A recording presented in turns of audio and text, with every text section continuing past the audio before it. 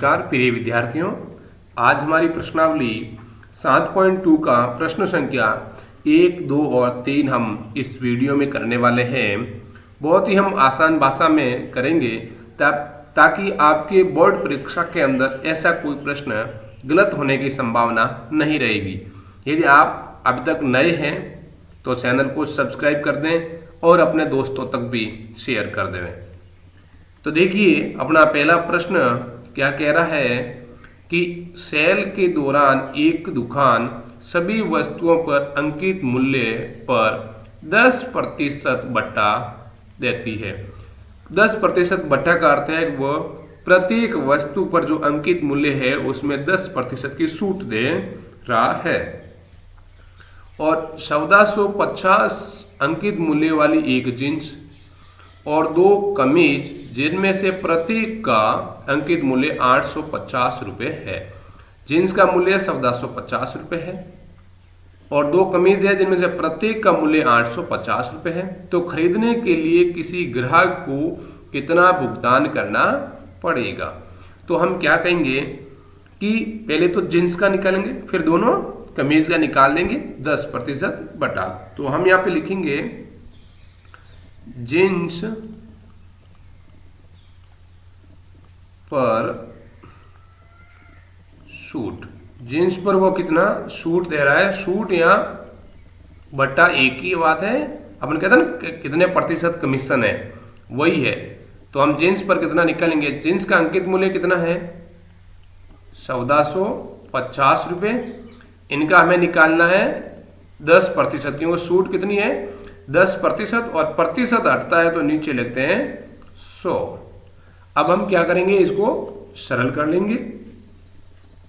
0 से 0, 1 0 से 1 0, तो पीछे रहा अपना 145 रुपये। तो जींस पर कितनी छूट मिल रही है? 145 रुपये। फिर अब हम कर लेते हैं कमीज की बात कर लें, शर्ट की बात कर लेते हैं सॉरी। अब हम कहेंगे 2 कमीजों पर छूट। एक कमीज का मूल्य कितना है? 850 रुपये। तो 2 कमीजों का मूल्य कितना हो जाएगा? 850 और 850 1700। पहले तो हम कर लेते हैं 850 प्लस 850 कितने हो गए? 1700। अब हम 1700 पर निकालेंगे 10% की छूट। तो हमारे पास में कितना आ रहा है? 1 0 से 1 0 यहाँ पे कटेगा, 1 0 से ये 1 0, तो पीछे कितना है? 170 रुपये। तो दोनों कमीजों पर कितनी छूट मिल रही है? 170 रुपये की छूट मिल रही है। जींस पर कितनी छूट मिल रही है? 145 रुपये की छूट मिल रही है। तो अब ग्राहक को कितना भुगतान करना पड़ेगा? तो पहले तो जींस और 2 कमीजों का अंकित मूल्य कितना है टोटल, और उनमें से हम ये जो छूट है ये छूट घटा देंगे तो हमारे पास में ग्राहक द्वारा भुगतान किया गया वो आ जाएगा। तो हम लिखेंगे ग्राहक द्वारा किया गया भुगतान। ग्राहक इतना भुगतान करेगा। तो 1450 रुपये जींस का अंकित मूल्य है और 2 कमीजों का मूल्य है 1700।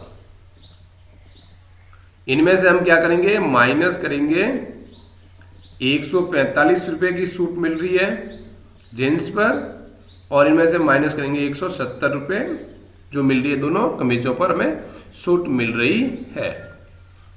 अब हम इनमें से ये घटाएंगे। यहाँ तो पहले इनको जोड़ दो, फिर यहाँ से ये घटा दो। तो हम जोड़ेंगे तो कितना हो रहा है हमारे पास में? 0 5 1 3 3150 हो रहे हैं। माइनस करने वाले हम 315। तो हमारे पास में उत्तर कितना आ रहा है? 2835 रुपये। तो उनको कितना भुगतान करना पड़ेगा? 2835 रुपये का भुगतान करना होगा। तो बहुत इजी था, आपको केवल सूट या बटा निकालना आना चाहिए, जो हमने निकाल दिया है। जो परीक्षा के अंदर आएगा, ये प्रश्न ऐसे प्रश्न पूछे जाते हैं, तो ध्यान रखना है। अब हम प्रश्न कर रहे हैं दूसरा। यदि आपको यह प्रश्न समझ में आ गया है तो जल्दी से लाइक कर दें, कमेंट कर दें और वीडियो को आगे से आगे शेयर भी कर दें, ताकि आपके दोस्त भी ये देखें और आपके दोस्त को भी लाभ मिले। हाँ, दूसरा प्रश्न क्या कह रहा है कि एक टेलीविजन का मूल्य 13,000 है और इस पर 12% की दर से बिक्री कर वसूला जाता है। यदि विनोद इस टेलीविजन को खरीदता है तो उसके द्वारा भुगतान की जाने वाली राशि ज्ञात कीजिए। तो हम टेलीविजन का मूल्य कितना है पहले तो ये लिखेंगे। तो हम लिखेंगे टेलीविजन का मूल्य, टेलीविजन एंड टीवी का मूल्य कितना है, 13,000 रुपये है। बिक्री कर कितनी है, बिक्री कर की दर है 12%। तो टेलीविजन पर कितना कर लग रहा है यही तो करेंगे ना। तो हम लिखेंगे टेलीविजन पर कर। तो टेलीविजन पर कितना कर लगेगा, क्यों ये 13,000 की वस्तु है, इसके ऊपर 12% का बिक्री कर लग रहा है, प्रतिशत हटेगा नीचे 100 आएंगे। अब हमें इनको सिंपल करना है, 1 0 से 1 0, 1 0 से 1 0। बहुत इजी वे में आपको इनको काट देना है। अब हम गुणा कर लेते हैं 130 और 12 का। तो 0 को 0 आएगा, 12 का 3 बार पहाड़ा बोलो, 37 का 6 8 3 और 12 और 3 15। तो कितना लग रहा है उसके ऊपर कर, 1560 रुपये केवल बिक्री का कर है, जो टैक्स बोलते हैं हम वो वाला। अब तो विनोद उसको कितना भुगतान करेगा, तो हम लिखेंगे विनोद खरीद रहा है, विनोद द्वारा टीवी का भुगतान कितना करने वाला है, 13,000 तो टीवी का मूल्य है, 1560 रुपये टैक्स है।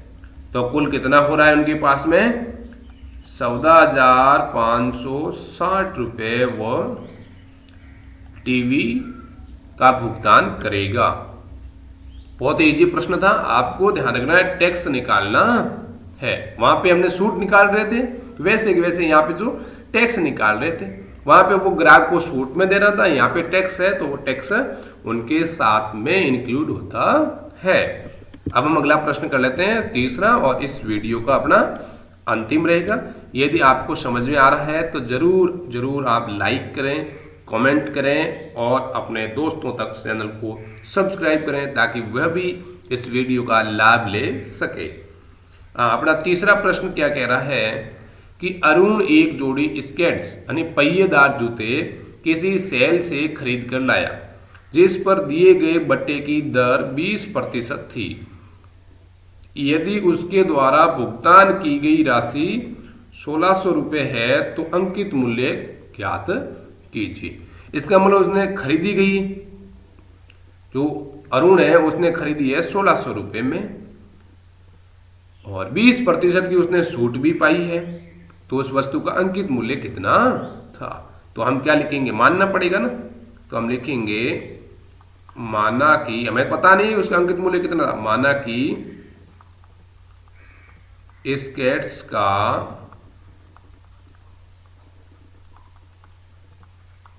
अंकित मूल्य x माने, यहां 100 मान लेते हैं, x मान लो या 100 मान लो, कितना रुपए था, 100 रुपये। अंकित मूल्य 100 रुपये है। अब वो क्या कर रहा है, बट्टे की दर यानी सूट की दर, तो सूट की दर कितनी है, 20%। यदि स्केट्स का अंकित मूल्य 100 रुपये था तो 20% की सूट है, तो वो कितनी सूट देगा, तो हम कहेंगे स्केट्स पर मिली छूट। कितनी छूट मिलेगी? यदि 100 रुपये अंकित मूल्य है और 20% की छूट है तो उनको कितने रुपए की छूट मिलेगी? तो उनको 20 रुपये की छूट मिल रही है। ओके, तो वो वस्तु उसको कितने में मिलेगी? 80 रुपये में मिलेगी। अंकित मूल्य कितना है? 100 है, 20 रुपये की छूट है, तो उसको कितने में? विक्रय मूल्य वो दुकान वाला कितने में बेचेगा? वो 80 रुपये में बेचेगा ना। तो हम यहाँ पे ये भी लिख सकते हैं कि विक्रय मूल्य बेचने वाला, तो हम लिखेंगे स्केट्स का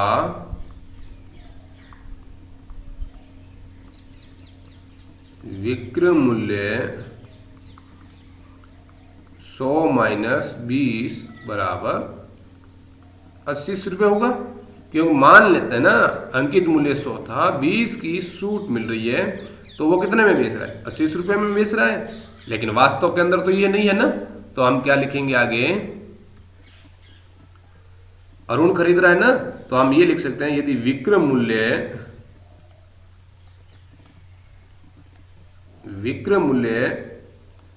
80 रुपये है तो अंकित मूल्य कितना है? 100 रुपये। अंकित मूल्य 100 रुपये।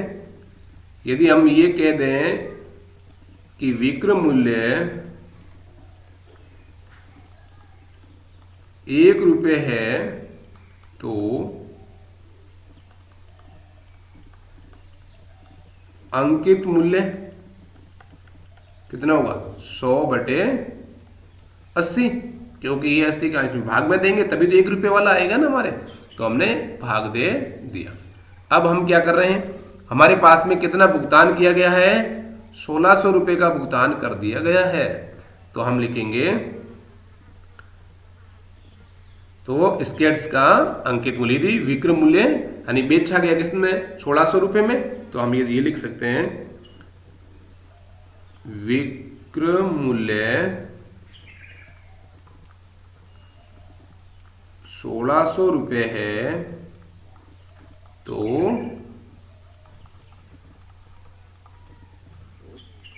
अंकित मूल्य कितना होगा? तो 100/80। ये 1 रुपये का था ना, 1600 है तो हम किससे गुणा करेंगे? 1600 से गुणा कर लेते हैं। 1 0 से 1 0। अब 8 का भाग जा रहा है 16 के अंदर 2 बार, तो 8 का भाग गया 16 में 2 बार। ये इसके पीछे 0 है ही तो 2 0 लगा दिया। 1 0 ये भी है तो ये भी इससे गुणा। अब 10 और 200 का गुणा करेंगे तो कितना आ रहा है हमारे पास में? 2000 रुपये। तो स्केट्स का अंकित मूल्य कितना था? 2000 रुपये था। आज का अपना तीसरा प्रश्न कंप्लीट। फिर मिलते हैं अगले नेक्स्ट वीडियो के अंदर। तब तक आप हमारे साथ बने रहें। यदि आपने अब तक डियर माई सर को सब्सक्राइब नहीं किया है तो जल्दी से कर लें। Okay, thank you.